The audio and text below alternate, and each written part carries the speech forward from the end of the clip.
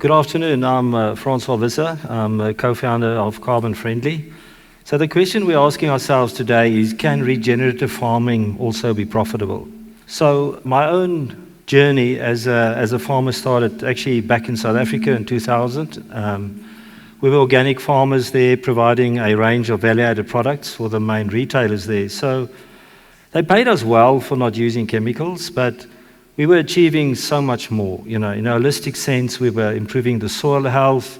We could use less water, less outside nutrients, improving the biodiversity, even the microclimate of that whole valley. But how could I, as a farmer, be recognized and rewarded for these environmental impact reductions that I was achieving? So when I came to Australia, I got the opportunity to do my PhD specifically in that space. So how do I measure these environmental improvements? How do I get someone to prove that? And then how can I get paid for that so that I can now sustain that and scale that? So the crux is that for regenerative farming, it needs to be profitable to be scalable. So we actually coined this EnviroSmart concept 10 years ago to thinking that now a farmer can be environmentally responsible but also be profitable. And the key thing was going to be the retailers. The retailers were going to pay the farmers more for these more sustainable products, and that was how it was going to work. Unfortunately, it didn't work. The retailers haven't done that.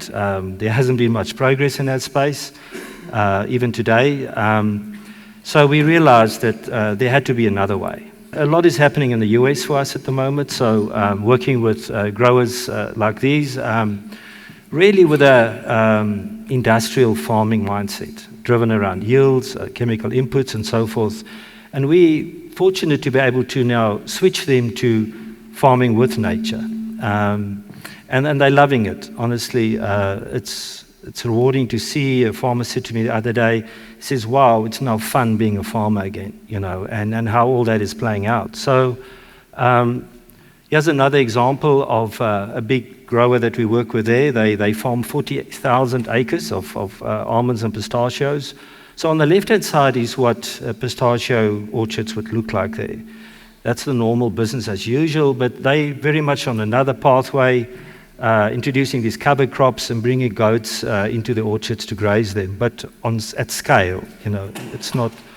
So, but they are under pressure. Their margins are under pressure, and that's why they're working with us.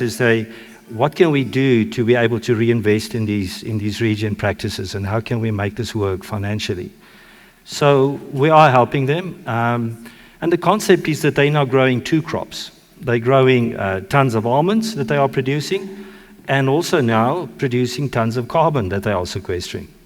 Unfortunately, with their almonds at the moment, they're not making money. Their costs are very similar to their sales. But for the carbon that they're sequestering, they're getting $1,000 an acre. So that's really their profit now, but that enables them now to reinvest in these practices and to grow that. So what does the business case really look like? Because the big advantage there is the more tons of carbon they're going to sequester, the more tons of almonds they're going to produce in a profitable way.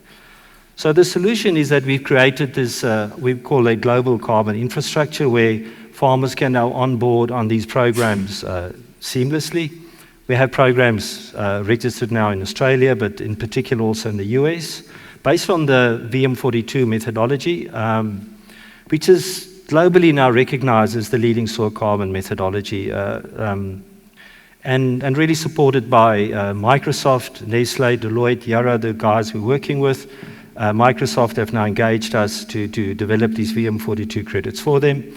And we also have programs with Nestle and working closely with Deloitte in that space. Also now developing projects in Spain, Portugal, Southern Africa, and Latin America. So just a little bit about ourselves then. We see ourselves as a leading team of carbon scientists in this area. We've been in the space for 14 years, as I said. We've done over 1,000 of these greenhouse gas assessments for crops, supply chains, farms, and so forth. And we're really at the forefront of this, developing these insetting solutions, whole of chain insetting solutions for brands and retailers. We now have offices in California as well, and we're in the process of onboarding 100,000 acres of orchards there.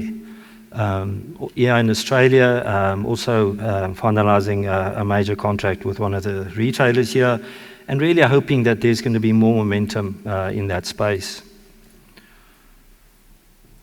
So what does the future look like? Obviously, mandatory reporting carbon reporting is underpinning this whole process as well.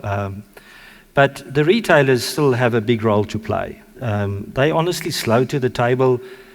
There's no way that they can ever meet their net zero targets without the credits that the farmers would be generating. I mean, it's the only way that they can meet their targets. The brands are much more active in this space. We're working with a number of those that are now providing this pre-funding for these projects and for these reductions to move towards them. So they're really sort of leading the charge in this space.